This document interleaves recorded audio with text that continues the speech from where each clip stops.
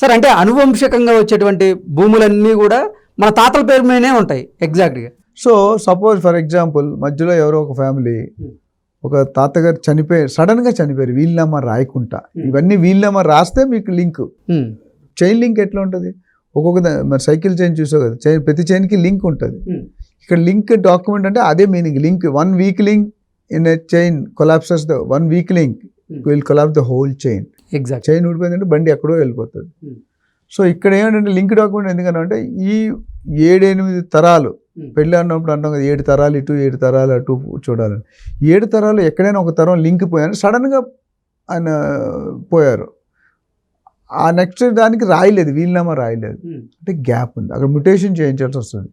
ఆ లింక్ లేకపోతే మీకు లోన్ రాదు, పర్మిషన్ రాదు. That is called as link document. Okay. Link document తర్వాత సేల్ డీడ్ ఉండాలి, సేల్ డీడ్ తర్వాత సేల్ అగ్రిమెంట్ ఉండాలి, ప్రాపర్టీ రిసిప్ట్ ఉండాలి, tax, electricity bill, water bill, building plan, GHMC కానీ, అంటే కొత్తదైతే చేయించుకోవాలి, పాతదైతే ఉంటుంది. జిహెచ్ఎంసీ కానీ, హెచ్ఎండి కానీ, concern authority, airport authority, pollution control, environmental clearance, fire and safety. అంటే బిల్డింగ్ సైజు బట్టి, ప్రాపర్టీ సైజు బట్టి ఇవన్నీ మారుతుంటాయి. కొన్నాటికి కొన్ని అక్కర్లేదు, బట్ మీకు ఓవరాల్గా అన్నీ చెప్తున్నా.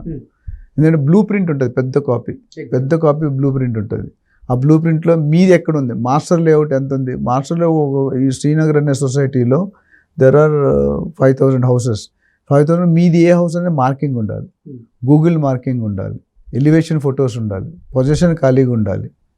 అట్లనే రిజిస్ట్రేషన్కి ఎంత అవుతుంది, డాక్యుమెంట్ రైటర్ ఉంటాడు, దానికి కావాలి మీ Aadhaar card, PAN card, witness, stamp duty, మన రిజిస్ట్రేషన్ అమౌంట్ ఎంత కట్టాలి, తర్వాత మార్కెట్ వాల్యుయేషను, బిల్డింగ్ అయితే స్ట్రక్చరల్ స్టెబిలిటీ, ఇవన్నీ సర్టిఫికేట్. ఓసీ ముఖ్యంగా కొత్త ప్రాజెక్ట్ ఆక్యుపేషన్ సర్టిఫికేట్ అంటాం. ఒకప్పుడు కన్స్ట్రక్షన్ ఒకటేసారి పర్మిషన్ ఇచ్చారు, ఇప్పుడు 2 సార్లు ఇస్తున్నారు. Permission to build, permission to operate. ఎందుకు? ఒక్కసారి ఇస్తే వాడు ఇలా కట్టేస్తున్నాడు బిల్డింగ్, కింద ఎలా ఉంటుంది ఇలా పెరుగుతుంది. ఇప్పుడు అలా వీలు కాదు, ఎంత కట్టారో 5 to 10% డివియేషన్ కంటే ఎక్కువైతే మార్ట్గేజ్ అని ఉండదు, మార్ట్గేజ్ రిలీజ్ కాదు. సో మీరు ప్లాట్ కానీ ఫ్లాట్ కానీ కొనుక్కున్న మార్ట్గేజ్లు ఉంటే కొనకూడదు, లోన్ రాదు. ఓకే. మార్ట్గేజ్ ఎప్పుడు రిలీజ్ అవుతుందంటే బిల్డర్ చెప్పిన కమిట్మెంట్ చేసి ఇస్తేనే ఓసీ రిలీజ్ చేస్తారు. అదే గవర్నమెంట్ గ్రౌండ్ ఫ్లోర్లో పెడతారు. 30 floors ఉందనుకోండి, గ్రౌండ్ ఫ్లోర్ ఫస్ట్ ఫ్లోర్లో పెడతాడు మార్ట్గేజ్. ఎందుకంటే నువ్వు కట్టలేదు అనుకో, కింద ఎరగొడితే మొత్తం పడిపోద్ది. ఓకే. ఆ విధంగా ఒక మార్పు తీసుకొచ్చారు. బిల్డర్స్లో చీటింగ్ చేసే వాళ్ళకి ఒక పెద్ద గుణపాఠం. సో ఈ డాక్యుమెంట్ అన్నీ చూసుకోవాలి, better and legal opinion. Okay sir, ఇప్పుడున్నటువంటి రియల్ ఎస్టేట్ సంస్థలన్నీ కూడా కస్టమర్లకు అమ్ముతున్న విధానంలో ఫ్లాట్లు లేదా ప్లాట్లు ఈ డాక్యుమెంట్స్ అన్నీ సబ్మిట్ చేస్తున్నాయా, లేదా కొన్ని సంస్థలు ఏదో మోసం చేస్తున్నట్లు కూడా ఈ మధ్య కొన్ని వార్తలు వచ్చినాయి.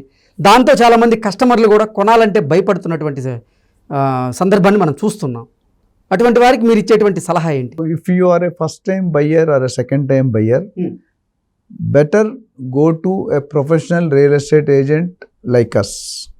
నా దగ్గరికే రమ్మని చెప్పట్లేదు, ఎవరైనా మార్కెట్లో ఉన్నారు వాడి గురించి తెలుసు. నేను 30 years అవుట్ స్టాండింగ్ మార్కెట్లో ఉన్నాను. నేను ఇన్ని రోజులు రియల్ ఎస్టేట్ అనేది ఏంటంటే ఒక 1 year 2 year బోర్డు తిప్పేసి వెళ్ళిపోతారు.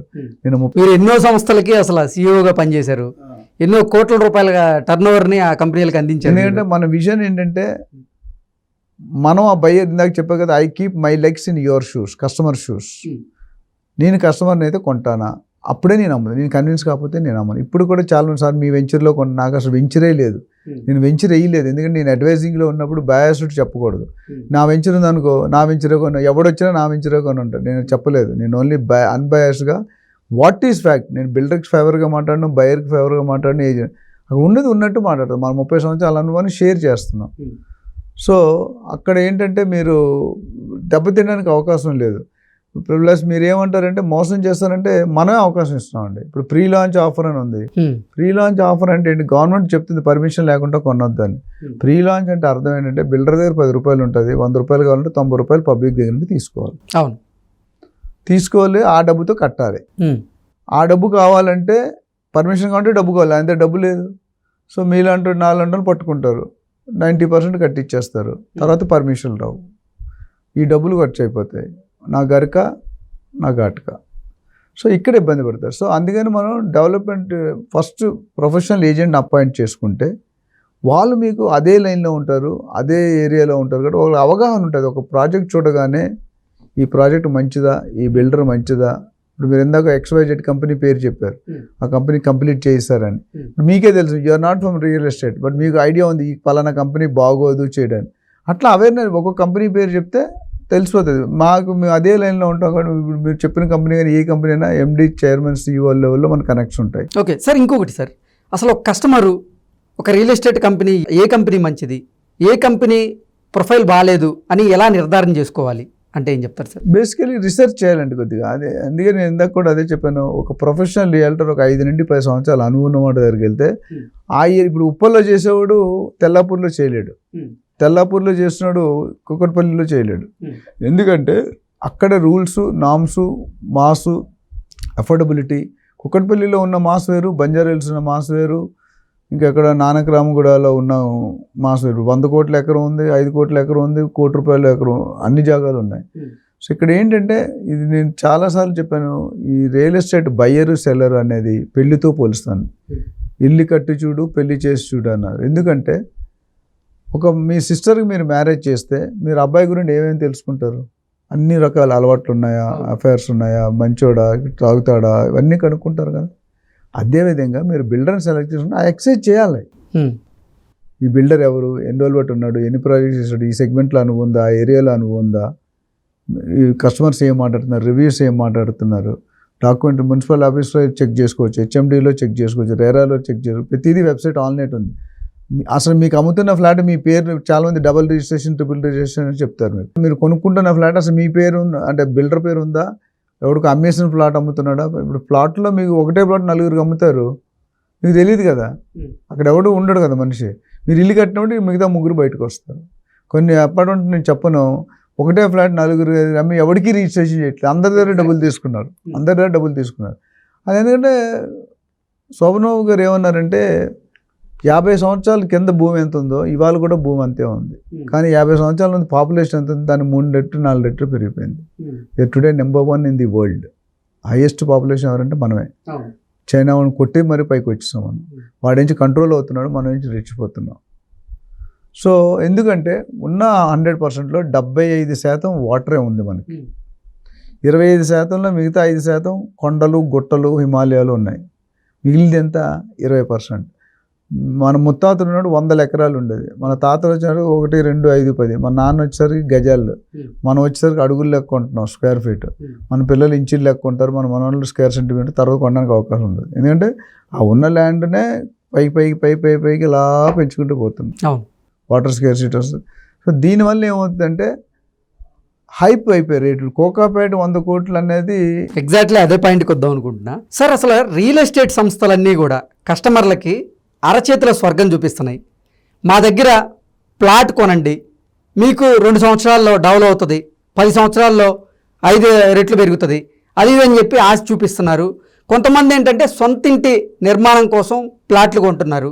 మరికొంతమంది నిజంగా ఇప్పుడు మనం ప్లాట్ కొంటే 2 సంవత్సరాలకే అది ఇన్వెస్ట్మెంట్ డబుల్ అయిద్దేమో, మనకి ఇంట్రెస్ట్ కంటే కూడా ఈ ప్లాట్ కొంటే ఎక్కువ వస్తుందేమో మనం కొన్న దానికంటే కూడా అని ఆశపడి కొంతమంది కొంటున్నారు. అసలు తర్వాత ఏమో వాళ్ళకి ఏదైనా ఇబ్బందులు వచ్చి అమ్ముకుందాము అనుకున్న పరిస్థితులు వచ్చేసరికి రీసేల్ ఉండట్లేదు. ఏంటి సార్ అసలు ఈ పరిస్థితులు ఎందుకు వస్తున్నాయి? అదేనండి నేను చెప్పాను కదా, ఇంతకుముందు 10 ప్లాట్ ఉంటే కొనేవాడు ఒకడు ఉండేవాడు, 1 ప్లాట్ ఉంటే కొనేవాళ్ళు 100 మంది ఉన్నారు. సో ఎవరికి అప్పట్లో మనం గుండె బలం, కండ బలం అనేవాళ్ళం, ఇప్పుడు డబ్బు బలం, విటమిన్ M. ఆ బలం ఉన్నాడే రాణిస్తాడు. ఒకటి తెలుసో లేదో, పెళ్ళికి అమ్మాయిల క్వాంటిటీ తక్కువ ఉంది, అబ్బాయిల క్వాంటిటీ ఉంది, పిల్లలు దొరకట్లేదు. అబ్బాయిలకి మీరు చూసుకుంటే పిల్లలు దొరకట్లేదు లేటెస్ట్.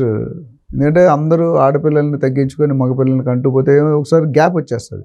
అది చాలా డేంజర్. అది అంటే సార్ నేను అడిగేది ఏంటంటే కొనేటప్పుడు ఉన్నటువంటి డిమాండ్, వాళ్ళకి ఏదైనా సమస్యలు వచ్చి వాళ్ళు అమ్ముకోవాలి, రీసేల్ చేయాలి అని ఆలోచిస్తున్నప్పుడు ఆ కొన్న ప్రైజ్కే ఒక్కొక్కసారి అమ్మడానికి కూడా రాకుండా ఇంకా తగ్గిపోతుంది హైదరాబాద్ పరిసర ప్రాంతాల్లో అంటూ కూడా ఒక వార్త ఇప్పుడు సోషల్ మీడియాని చక్కర్లు కొడుతూ ఉంది.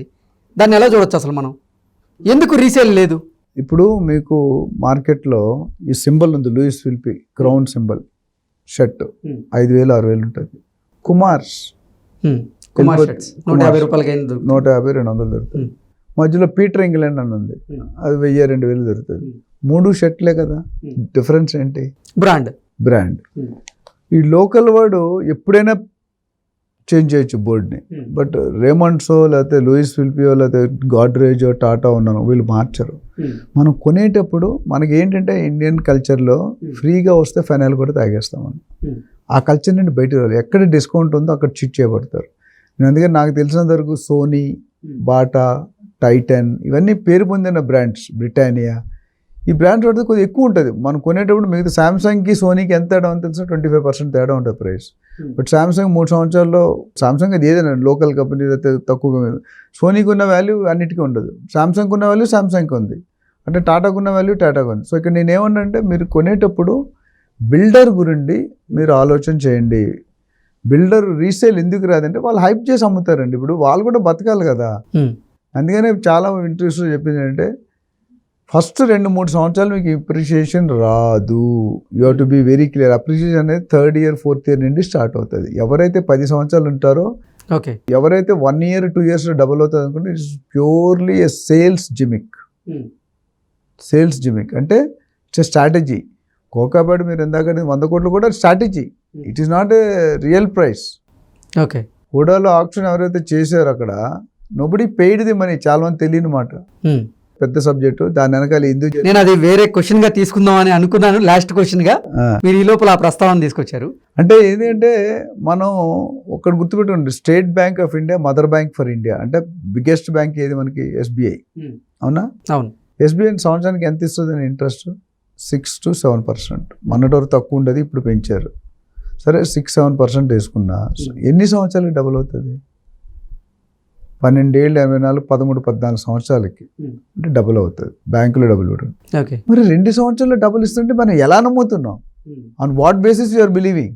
ఓకే సార్, మీ అమూల్యమైనటువంటి సలహాలను సూచనలను మా ప్రేక్షకులకు అందించారు. Thank you so much. Thank you.